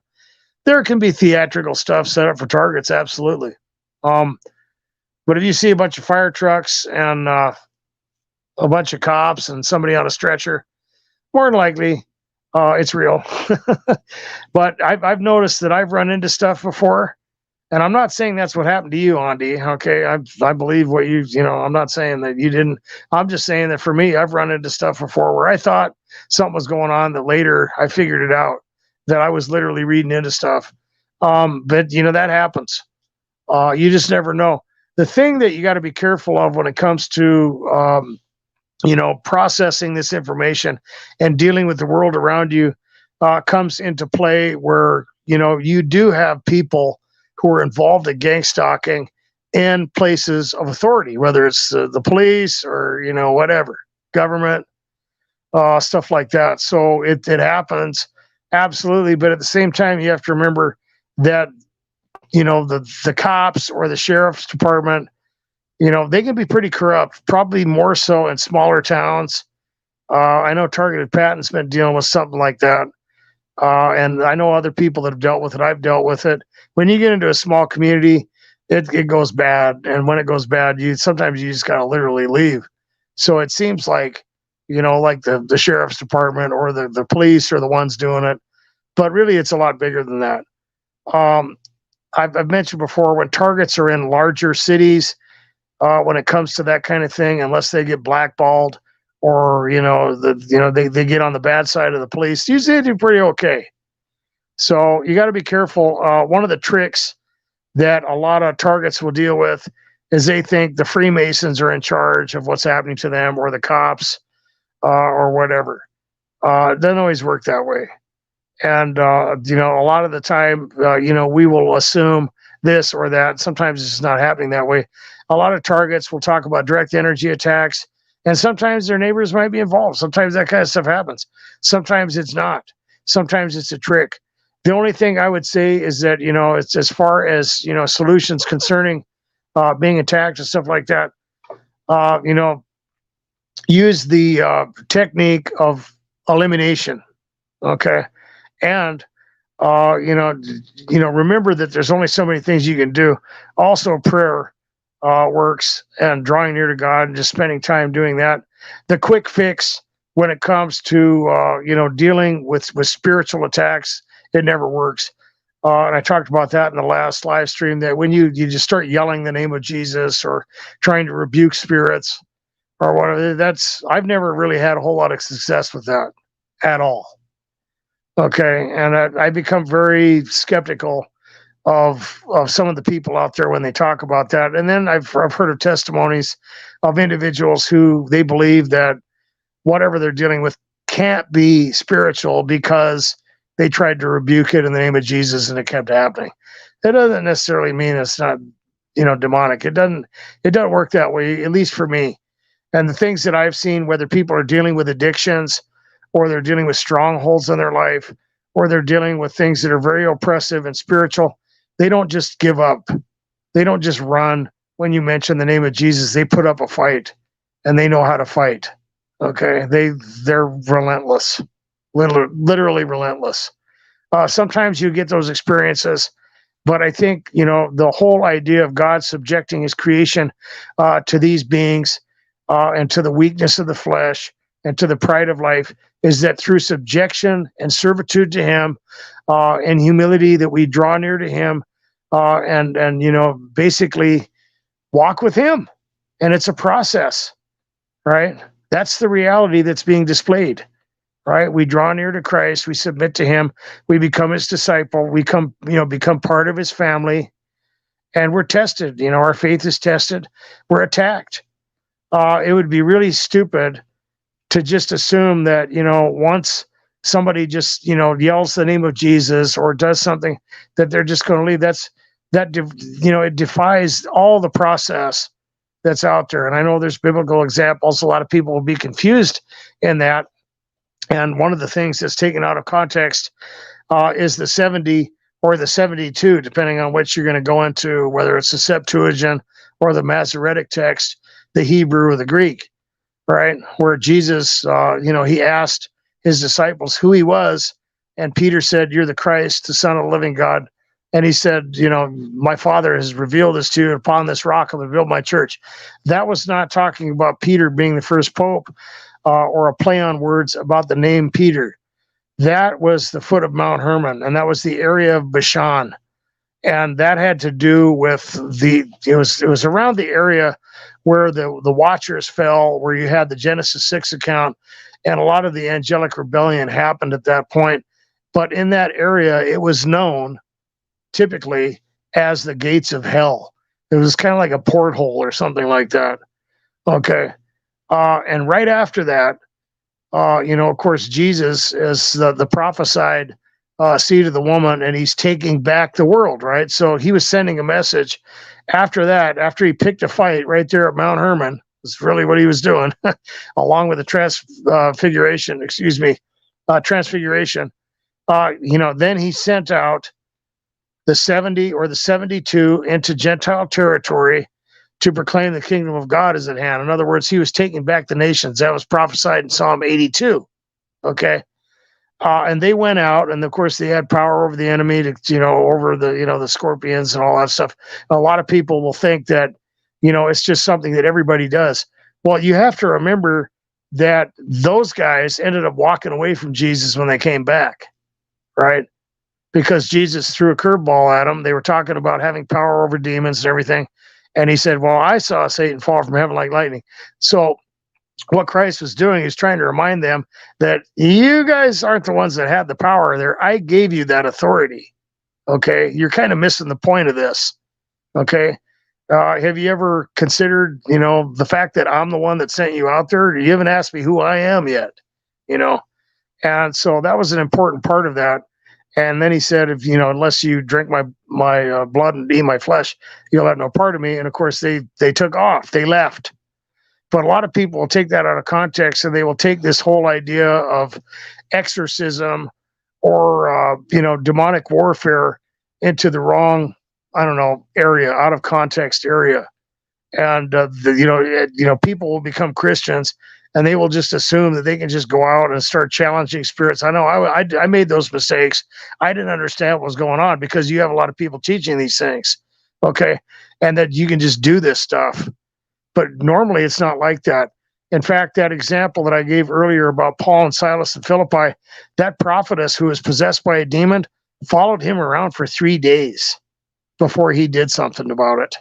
Okay. So they were not out hunting demons or anything like that. If you run into one or one confronts you or something like that, I would suggest you just pray or whatever, do what you're going to do. But you have to remember that, it's like legal leeway and stuff like that. It's different. And that goes into what, the people that are doing this stuff to you, some of the things that they're engaging with, it's like the stuff in the secret societies. A lot of that stuff has culpability to it. And what happens is, they form a type of legal stronghold on an individual, right? Whether they're getting involved in, the stuff in witchcraft, they're going through different ceremonies or making, oaths or pledges or whatever in Freemasonry and the higher levels, all that kind of stuff. And when people, do this kind of thing to you as a target, they've kind of given themselves over to these things. I've run into that before where I've had people who were literally manifesting, and I tried to do that. And it's like, I had one of them tell me, you can't do that. I have this person belongs to me, and I'm not allowed to hit you or anything, but there ain't going to be none of that today, and then it just walked away. So I've seen that thing multiple times actually. So, it is what it is, but I just thought I'd throw that out there. The quick fix, now that's kind of a myth, and it's not that, all the stuff in the deliverance ministries is false. Some of that is legitimate. Yes, people are possessed. People are oppressed. People need to be delivered. But how that process works and what kind of fundamental reality is being displayed is really what's in question. And the whole point, just like those guys that walked away from Jesus, is not to have power over demons. It's not to have wisdom or knowledge. It's to have a relationship with Jesus Christ and be part of the family of God. Okay, here we go. Now, hopefully I didn't miss a question or something. Okay. All right.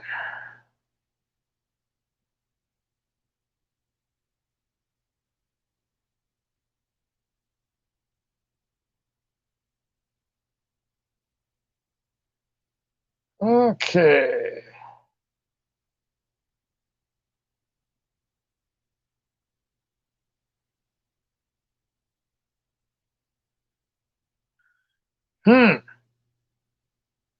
Okay.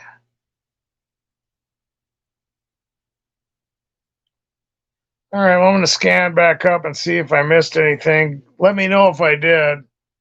I'm sure Bora Bora has probably been paying attention. Oh, we got one from Look Up, it looks like here.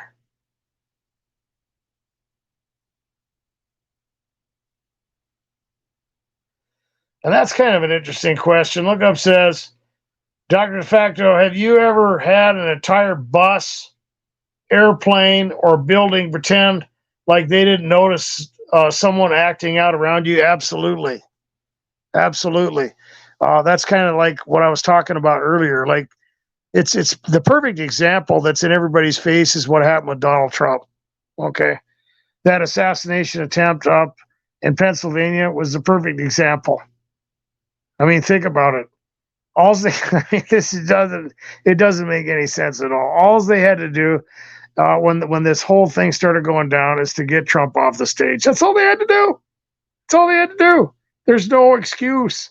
There's no reason why that couldn't happen. And that happened the same way things happen to target individuals. Sure, it does. Oh yeah, and it's surreal when it happens. I've seen things happen where people are manifesting. Maybe in grocery stores or other things are going on, and some of the people they're getting active, and other people they're like hazed out. It's like they don't even know what's going on around them. Like all of a sudden they're in a trance or something. You guys have seen those videos, right, online, and it's weird. It's like all of a sudden some of the people are hypnotized to what's going on. It's really creepy. It doesn't always happen that way. Sometimes people are just pretending, right, or whatever. They can be distracted. When you get into the area of witchcraft and some of the other stuff that's going on, when you're dealing with the demonic realm, people can be hypnotized. I had something happen to me the other day that I can't explain, and I mentioned this.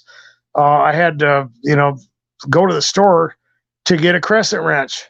Right, I was going to change my oil, and I keep it in this bucket full of tools. Right, and I keep all the stuff that I need in there every time I do my oil, because I do my own oil. You never want to take it to one of those lube places. Those aren't mechanics. They'll strip the bolts on your, oil pan and all that. You don't want to do that. I wouldn't recommend it. But anyway, so I get all that stuff out, and I'm like, gosh, where is it? So I dump the whole thing out. I'm looking. I went piece by piece through that bucket. Okay, it wasn't there. I tore apart the rest of my back end. I got a bunch of stuff. I've got ramps. I've got all kinds of tools. I had it all out. I'm looking at it. I'm like, gosh, where the hell is it? I must have put it somewhere. And then I'm thinking, well, maybe it fell. Maybe I took it inside the vehicle, and maybe, whatever. I got to get this done. I can always use another crescent wrench, because, when you're dealing with an oil plug, a lot of times when you're using those sockets, if they're stripped a little bit or whatever, because a lot of people will get their oil changed at those lube places, you won't get it tightened the right way. And a nice wrench is always good. But so I'm like, whatever. So I put all that stuff back in the bucket, piece by piece, made sure I didn't miss it, got everything back in my vehicle, drove down and bought a new one. In fact, I got a torque one. I'm thinking, okay, I'll spend $15 on this. Came back, got everything out again, grabbed that bucket. There it was, sitting right there. There's no way. There's no way. I've also gone on deliveries before where I pulled up in front of the house, looked at the number, looked at it again, looked down, and then got out and put the delivery down, and then went to take a picture of the whole thing and realized I was at the wrong address. And I know I looked at it. There's no way. I mean, you can think whatever you want, but I started double checking them and triple checking them, and sometimes that would happen, and it would always happen on one of those days where I was getting attacked. Okay, and it's like, okay, I see what's going on. Oh, I better check, double check and triple check. It's like, oh gosh, So I don't know. I mean, you can think what you want on that, but I've seen weird stuff like that happen. And a lot of targets will talk about that. I think Matt Miles talked about that, where he had, thought his keys were gone or whatever, and then there they were, all of a sudden, just right in the ignition or something like that after a big fiasco. It can happen. I've seen weird stuff like that. A lot of targets will talk about it. Sometimes they'll break into your house and steal your keys because they want to make copies of your keys or whatever, or what are they going to do? And then you'll be, looking for them, and you'll look in the place that you looked 50 times, and they'll be there. I've had stuff where, where is it? I've gone through my pockets 50 million times, and, like 2 hours later, it's right there in your pocket. And you're like, what? There's no way. And I don't know, man. I mean, you get into the spiritual dimension, you deal with some pretty weird stuff. So I'm sure I'm going to get some colorful comments on that one. I don't care. It's true. Okay. All right. Let's see here.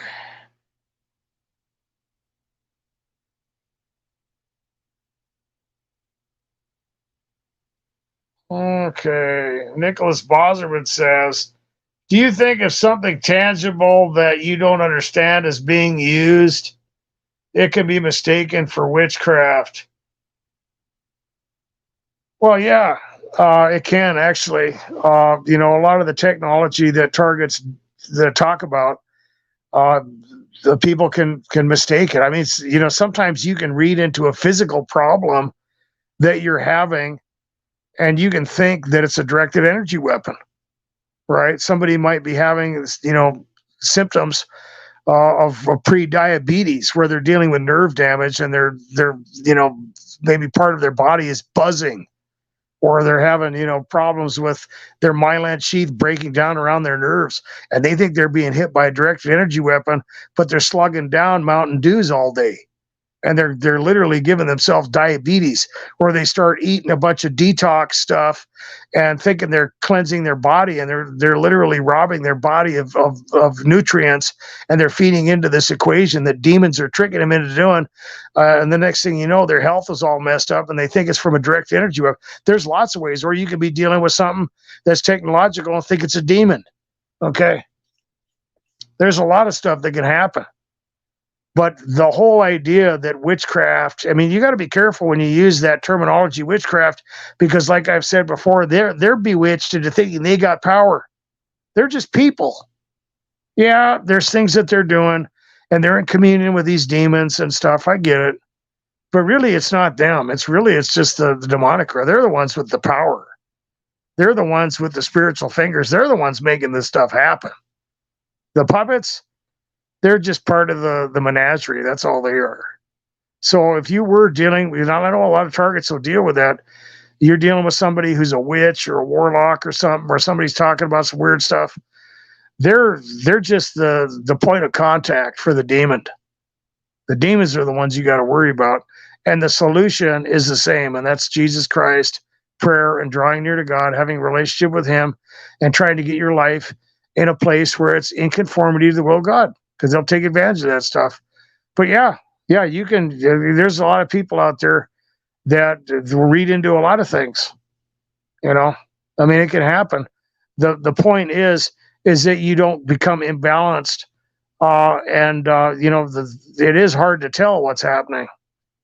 But the thing that everybody can do is to just do whatever you can do as far as your lifestyle. Try to make sense. Try to be healthy, try to draw near to God, try to pray. And you can use the process of elimination to figure some of that stuff out. You know, it's the disinformation that gets people. It's like when you get a video of somebody saying, if you shave your head, a lot of your, V2K is going to go away. I guarantee it's not going to work. Okay. That's baloney. Right. So what's that?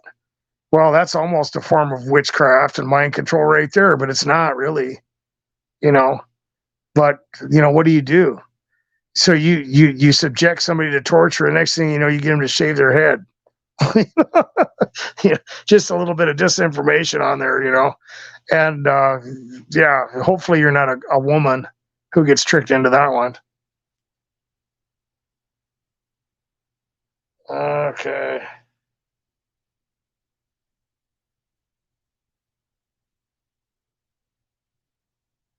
Nicholas, that's funny. Uh, he says they put a ghost pepper extract in my hat to trick me into thinking I was getting beamed with radiation.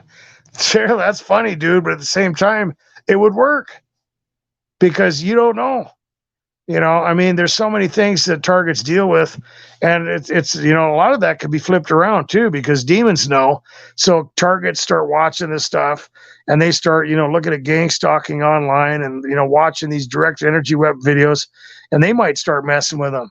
And then targets got their whole house decked out with heavy duty foil or whatever. And it can go one way or the other. It sucks when it happens. That's really the only thing for sure.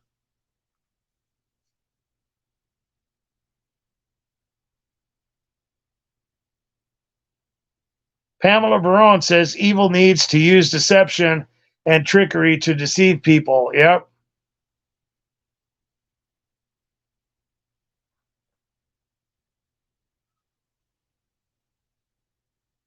Yeah. Tracy Sanchez says it's easy to read into things. One needs to stop and take a good look. Yes, I agree.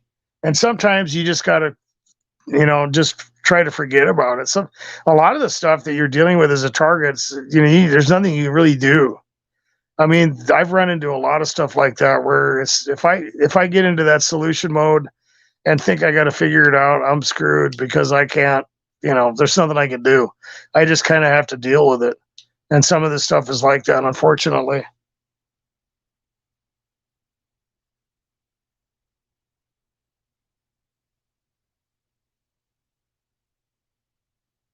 Okay.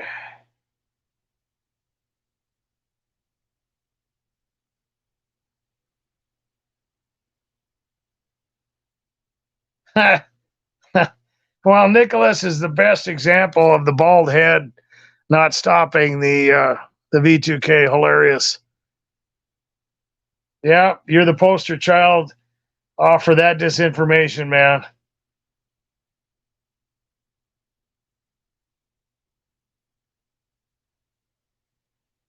Okay, I'm just kind of looking at this stuff. And Tracy Sanchez says, I missed this one. I just keep believing to keep God first, no matter how broken down I may get.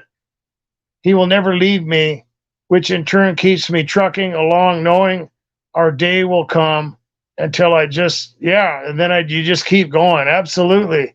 And that's hard to do. I mean, sometimes it gets so confusing, and that's the tyranny of the world, the flesh, and the devil is that, they'll tell you that God doesn't love you, or they'll you just start wondering it.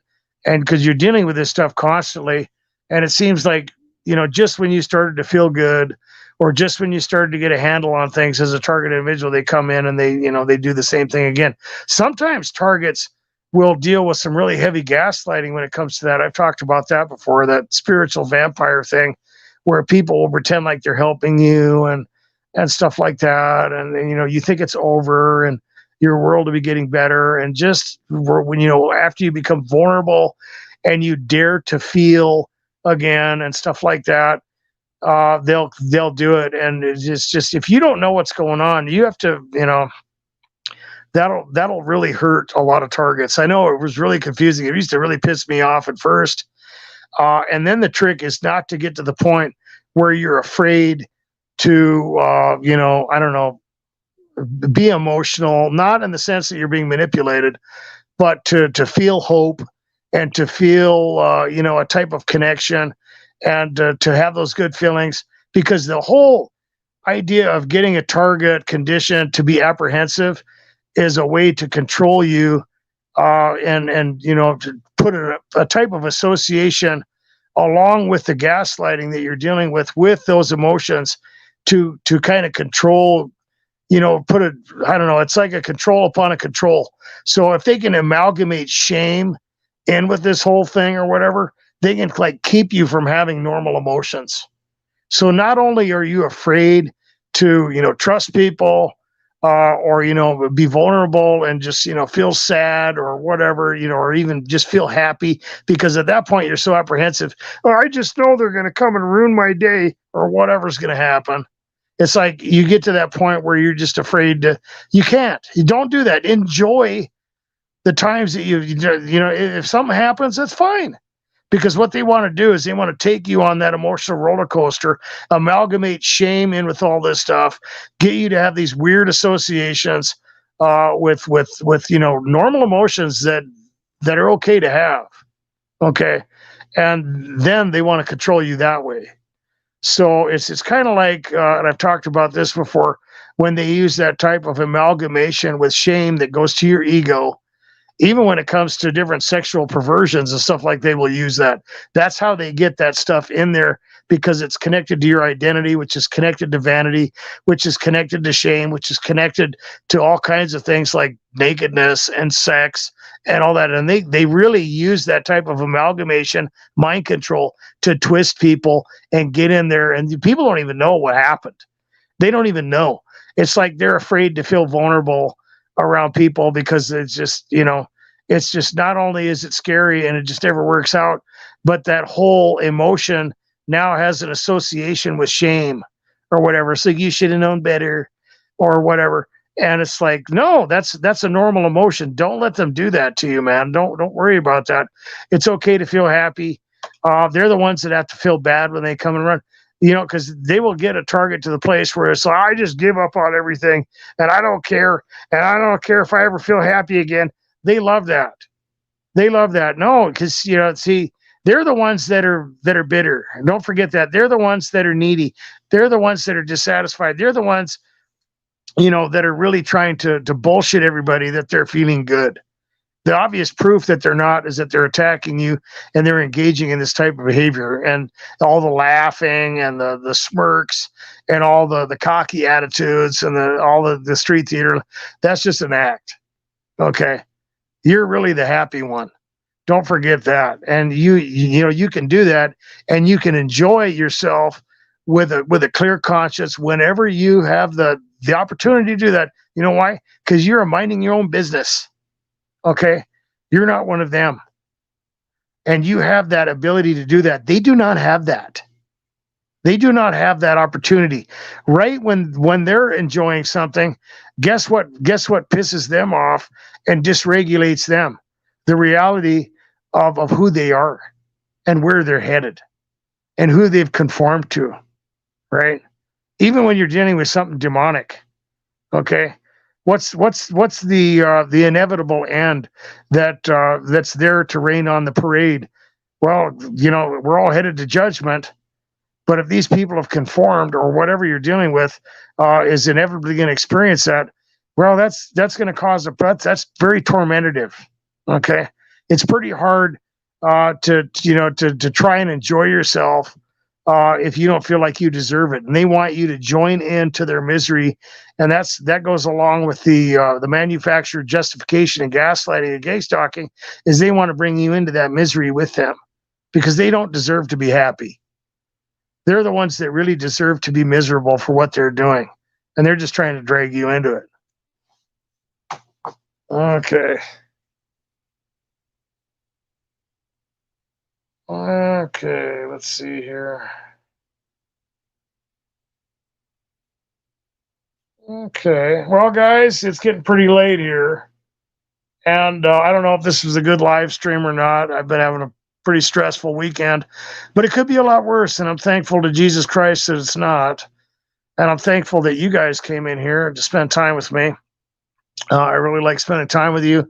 It helps tremendously. Your prayers, you don't know how much they help. Guys, please pray for me. I'm praying for you. This whole thing is just beyond. Like I said, you can't underestimate this. This is just, this is like one of the worst things that can happen to somebody, man. I'm not trying to put you in a negative mindset. I'm just saying, don't underestimate how this can affect someone. Okay. You see some real horrible things happen to people out there where it's obvious and you can see it. Maybe somebody gets, attacked or whatever. They get maimed or whatever, but they get sympathy. People can see the pain that they're in. Targeted individuals, you could be in a crowd full of people and get attacked.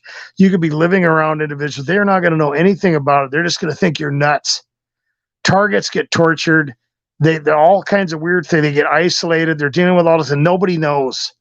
They all just look at you like you're crazy.